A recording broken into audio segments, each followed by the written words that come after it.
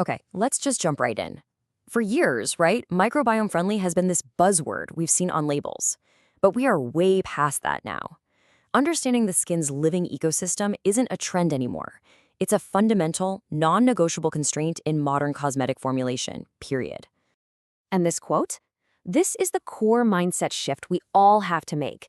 Every single product we design is interacting with this wild, complex world of human cells, microbes, and immune signals. We are not formulating for a blank canvas. We're actually stepping into a dynamic, living environment. And that leads us to the one crucial question every formulator has to ask now. Because listen, every formula you create will have an impact. There's no getting around it. The only question is whether that impact is intentional and beneficial, or if it's just accidental collateral damage. So this whole explainer is about making that interaction a deliberate, intelligent part of your design process from the get-go. You know, for decades, our world revolved around strengthening the skin barrier, boosting hydration, and delivering powerful actives. And look, those are all still absolutely critical pillars. But now we have to add a third, equally important layer to our thinking right from the very start, the microbiome. So here's the bottom line. Supporting the microbiome isn't some nice-to-have active you sprinkle in at the end. No way. It's a core design principle that has to influence your choice of surfactants, preservatives, and pH from the moment you write the brief. It's a foundational constraint, just like stability or safety. Seriously, this one question should be on every single product brief. Answering it before you even think about an ingredient list will fundamentally change how you approach the architecture of your entire formula. It just will. Okay, so if we're going to design for this ecosystem, we've got to play by its rules. And there are rules, clear, scientific principles that govern what lives on the skin and why. So let's break down the most important ones for you as a developer. First things first, let's meet the key players. You see genera here, like Cutibacterium, Staphylococcus, and Corynebacterium? They aren't just sitting there. They are active participants in skin health. They are competing with pathogens for space, they're producing their own antimicrobial molecules, and they're helping maintain the skin's acidic pH. They are our allies. Now, what's really fascinating is that the skin isn't just one uniform environment.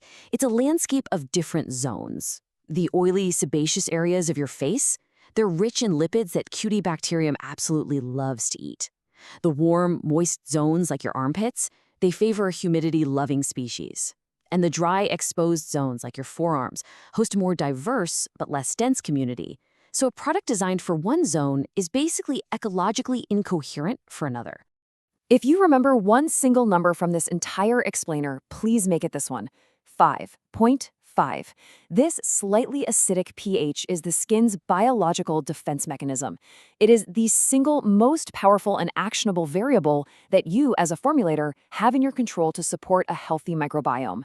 And check this out, this bar chart shows you exactly why this matters so much. A classic bar of soap can have a pH of 9 or 10. That's not a minor change, it's a massive shock to the ecosystem. It creates an environment where pathogens can thrive and our beneficial bacteria just can't hang on. The difference between that and a formula at pH 5.5 is, well, it's profound. Let's just be absolutely clear about this. The science is unambiguous. If your formula has a high pH, any microbiome-friendly claim you put on that label is, scientifically speaking, unsupported. It's a direct contradiction in terms. Simple as that. Okay, so we get the rules of the game. Now let's move to our toolkit and see how this translates into practical ingredient choices. Choices that can either support the ecosystem or, completely sabotage it. The two biggest culprits for microbiome disruption: aggressive surfactants and broad-spectrum preservatives. An ingredient like SLS cleans effectively, sure, but it's indiscriminate. It's a sledgehammer. Milder options like the glucosides or amino acid surfactants you see here clean the skin without causing all that collateral damage. The same logic applies to choosing a preservative system that works in the bottle but has a minimal footprint on the skin's ecology. Now, let's clear up the confusion around the biotics because there's a lot of it. Prebiotics are basically food for good bacteria, like inulin. Probiotic lysates, which by the way are what most brands are using, are not live bugs. They're fragments of bacteria, like a lactobacillus ferment lysate, that can have signaling benefits. And postbiotics are the beneficial things those bacteria produce. Think lactic acid, peptides, and other byproducts from fermentation. So they're three distinct tools for three totally different jobs.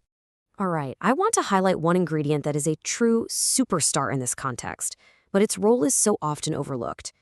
We all know niacinamide for brightening and pores, but its most intelligent function is actually how it supports the microbiome. This is what makes it so smart. See, niacinamide doesn't act like some external antibacterial agent, just killing everything in sight. Instead, it stimulates our own skin cells to produce their own antimicrobial peptides, or AMPs. It basically reinforces the skin's own defense system.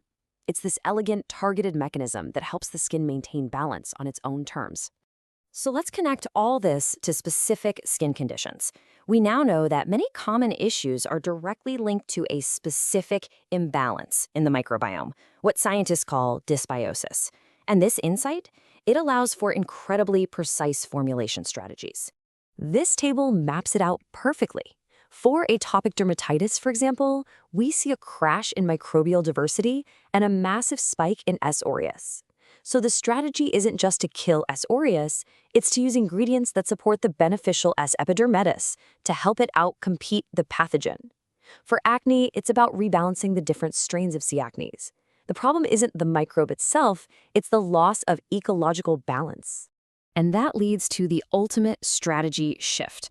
Our goal is not to kill 99.9% of bacteria. Our goal is to gently nudge a disrupted ecosystem back towards a state of healthy balance. We are ecosystem gardeners, not exterminators. This right here is the future of formulating for troubled skin. So, how do you actually start putting this into practice tomorrow? It's not about mastering everything overnight. It's about making small, smart changes to your development process. Here are 5 things you can start doing right away. First, start by auditing the pH of every single formula. It's the fastest, cheapest change with the biggest impact. Then, upgrade your preservative testing to include a test against a beneficial bacterium like S. epidermidis. Make sure you're categorizing your actives correctly within that biotic framework. Remember to align your formula with the specific microbial zone you're targeting. And finally, evaluate your finished formulas holistically for their total ecosystem impact. Ultimately, this is what it all comes down to. Leading the next decade of skincare won't be about who has the most clever marketing claims. It's going to be about creating formulas that are fundamentally, mechanistically different because they were designed from day one with the skin's living ecosystem in mind. The real innovation starts in the brief, not on the label.